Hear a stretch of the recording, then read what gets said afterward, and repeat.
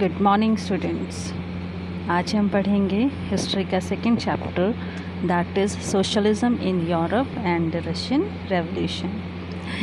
ये टॉपिक आपके लिए बिल्कुल नया है, तो आपको इसे ध्यान से समझना है और बिल्कुल ही नया टॉपिक है आपके लिए। तो स्टार्ट करते हैं। फर्स्ट हमारा टॉपिक है that is the age of social change. हमारे चैप्टर का नेम है सोशलिज्म इन यूरोप, कि यूरोप में जो सोशलिज्म है, समाजवाद इसे कहा जाता है, वो कैसे पहुंचा और रशिया में रशियन रेवोल्यूशन कैसे हुआ, रशियन क्रांति कैसे हुई। तो इसके पीछे बहुत लंबी एक स्टोरी है, बहुत सारे कॉजेज़ जुड़े हुए हैं और तकरीबन पूरा यूरोप जो है उसमें होने वाले जितने भी इवेंट्स थे वो सभी एक दूसरे से जुड़े हुए हैं। अब इससे पहले आपने चैप्टर किया है फ्रेंच रेवोल्यूशन, तो आपको याद होगा फ्रेंच रेवोल्यूशन में लुईस 16 जो है कैसे उसने जो लोग हैं वहाँ के जो मासेस थे, कॉमन मासेस थे, उनको कैसे एक्सप्लॉइट किया, किस तरह से फिर वहाँ पर राजा जो थे उसे हटाया गया और उनको फांसी पर लटकाया गया, रानी को लटकाया गया, किस तरह से वहाँ पर फ्रेंच रेवोल्यूशन आया, लोगों को उनके अधिकार दिए गए।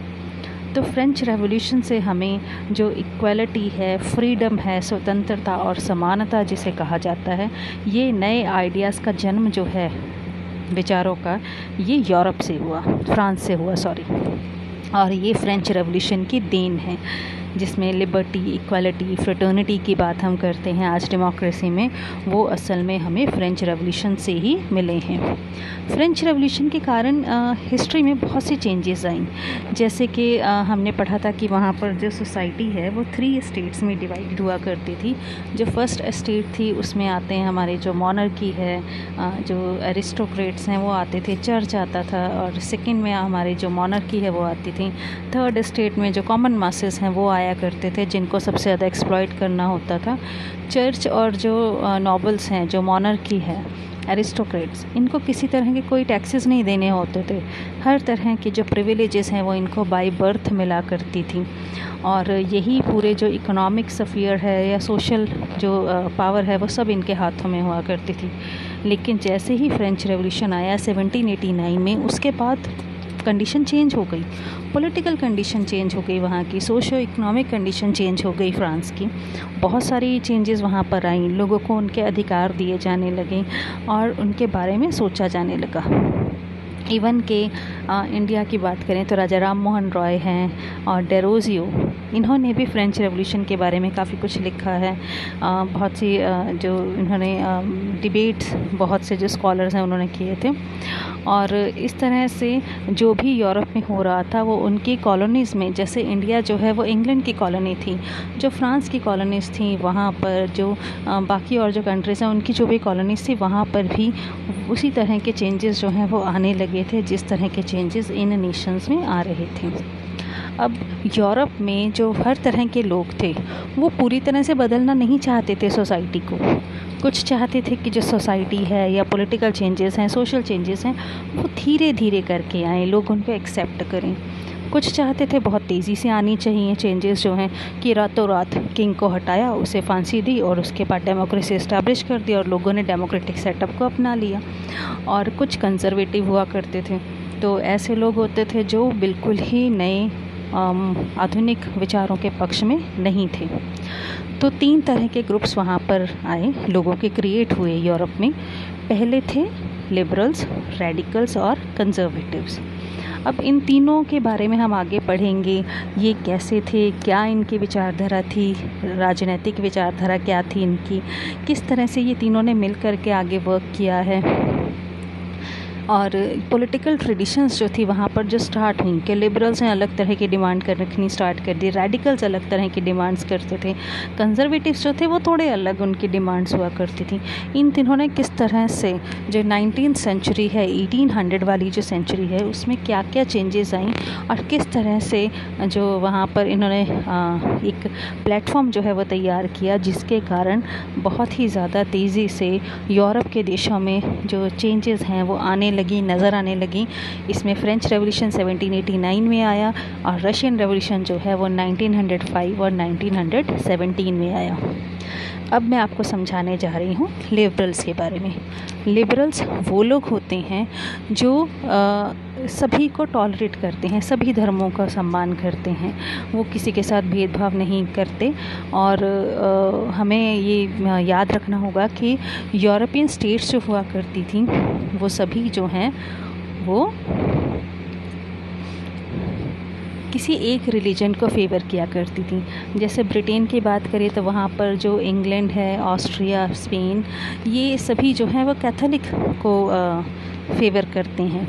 ठीक है, जो ब्रिटेन है वो इंग्लैंड की चर्च को फेवर करता है, ऑस्ट्रिया, स्पेन कैथोलिक चर्च को जो है वो फेवर करती हैं।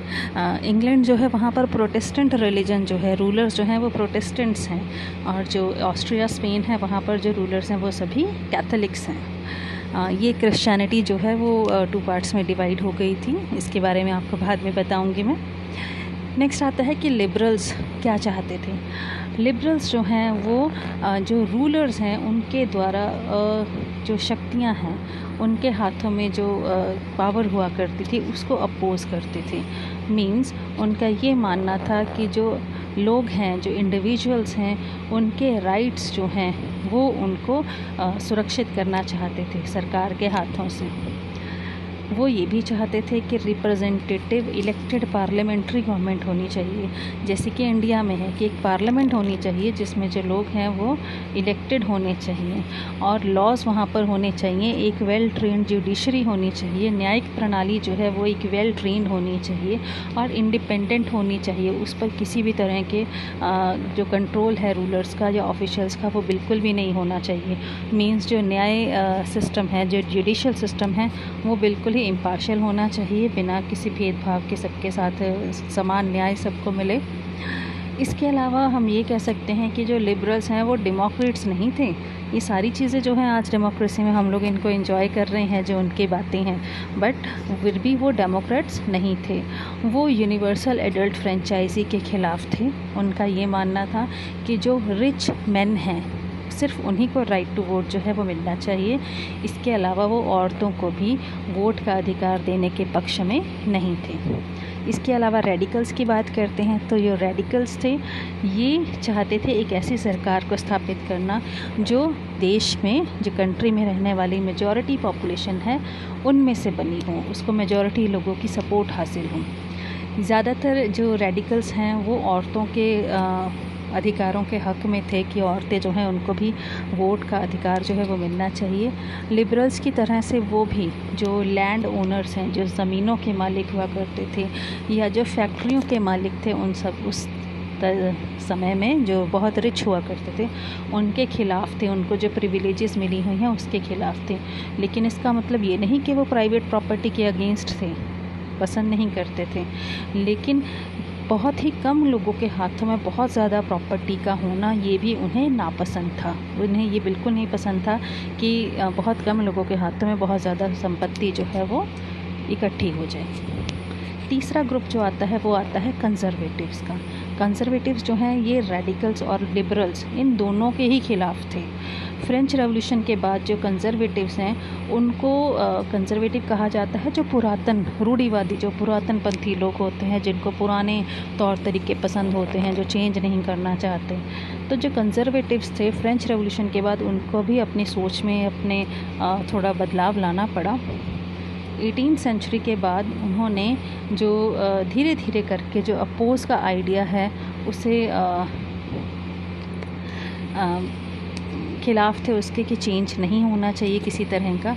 लेकिन जैसे ही 19th सेंचुरी स्टार्ट हुई तो उनको ये लगने लगा कि पास्ट में जो हो चुका है, जिन विचारधाराओं का सम्मान किया जाता था, उन्हें धीरे धीरे करके अब बदलना होगा। अब ये जो रेडिकल्स, कंजर्वेटिव्स और जो लिबरल्स थे, ये सभी जो हैं ये एक दूसरे के अगेंस्ट जो आइडियाज़ हैं वो रखा करते थे। लेकिन ये तीनों ही ग्रुप्स जो हैं वो चेंजेस के पक्ष में थे और ये चाहते थे कि धीरे धीरे करके रेवोल्यूशन हो, और उसके बाद जो 19th सेंचुरी में ट्रांसफॉर्मेशंस हुई हैं वो सभी इन्हीं तीनों जो तरह के ग्रुप्स हैं इनके कारण ही पॉसिबल हुई थी। इसके बाद हम नेक्स्ट कल करेंगे industrial society and social change.